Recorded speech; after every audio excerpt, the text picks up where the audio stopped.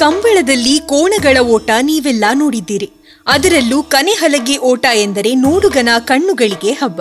ಮುಗಿಲೆತ್ತರಕ್ಕೆ ಹಾರುವ ಕೆಸರು ನೀರು ಕಂಡರೆ ದಿಗಂತದಲ್ಲಿ ಯಾರೋ ಚಿತ್ತಾರ ಬಿಡಿಸಿದಂತೆ. ಈ ಕನೆಹಲಗೆ ಓಟಕ್ಕೆ ಕೋಣಗಳನ್ನು ಹೇಗೆ ಸಿದ್ಧ ಮಾಡುತ್ತಾರೆ? ಅಷ್ಟೆತ್ತರಕ್ಕೆ ನೀರು ಹಾರುವುದು ಹೇಗೆ ಎಂಬ ಕುತೂಹಲ ನಿಮಗೂ ಇರಬಹುದು. ಹಾಗಾದರೆ ಈ ವಿಡಿಯೋ ನೋಡಿ.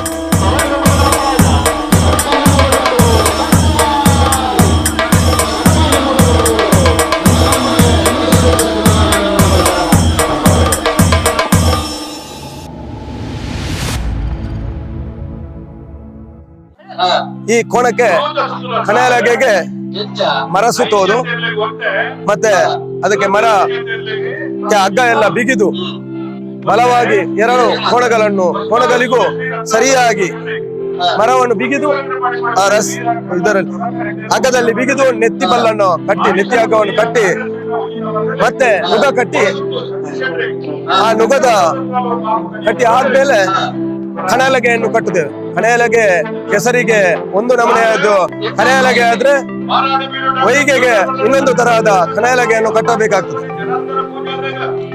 ಅಂದ್ರೆ ನೀರು ಹೆಚ್ಚಿರುವಾಗ ಬೇರೆ ಬೇರೆ ಹಲಗೆ ಬೇಕಾಗ್ತದೆ, ನೀರು ಕಡಿಮೆ ಇರುವಾಗ ಇನ್ನೊಂದು ತರಹದ ಬೇರೆ ಹಲಗೆ ಬೇಕಾಗ್ತದೆ.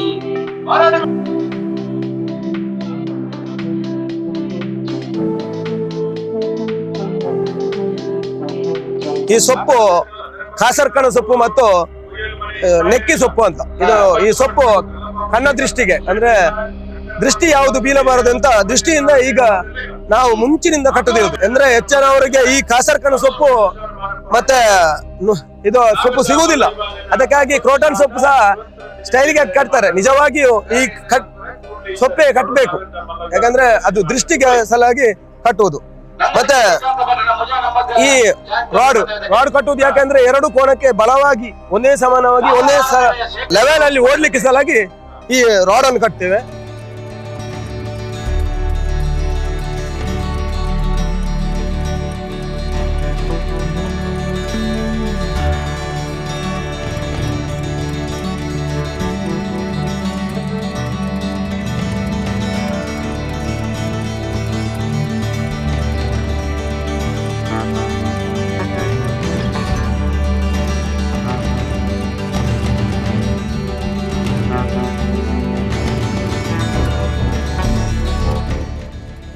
ಮತ್ತೆ ಈ ನುಗ ಒಣ್ಣೆ ಮರದಿಂದ ಮಾಡ್ತೇವೆ.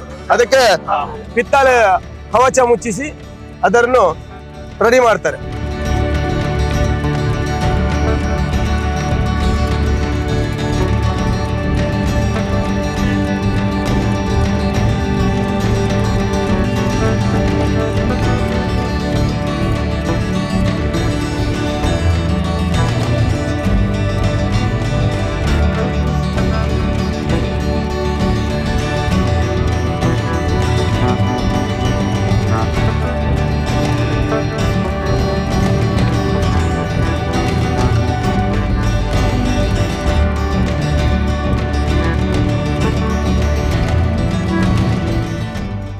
ಮತ್ತೆ ಇದು ಹಲಗೆಯ ಕವಟೆಯ ಇಸು ಮಾಡ್ತಾರೆ. ಮತ್ತೆ ಹಲಗೆ ಹಲಸಿನದ್ದು ಮತ್ತು ತೇಗದ್ದು ಹೆಚ್ಚಾಗಿ ಉಪಯೋಗ ಮಾಡುತ್ತೇವೆ.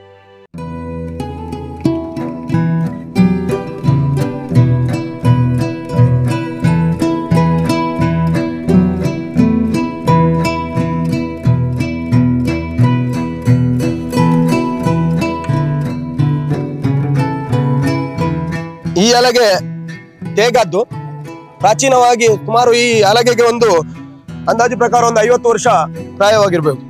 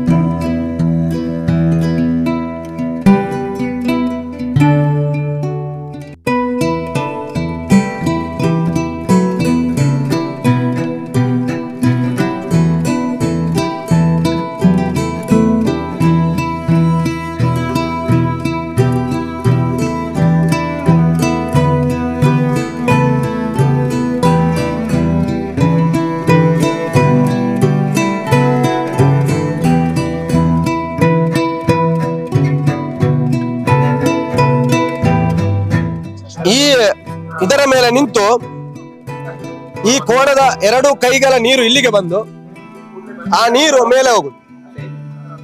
ಕೈಯ ನೀರು ಇಲ್ಲಿಗೆ ಬೀಳ್ಬೇಕು, ಮತ್ತೆ ಇಲ್ಲಿಂದ ಸೀದಾ ಮೇಲೆ ನಿರ್ಸಾನಿಗೆ ನೀರು ಹಾರಬೇಕು.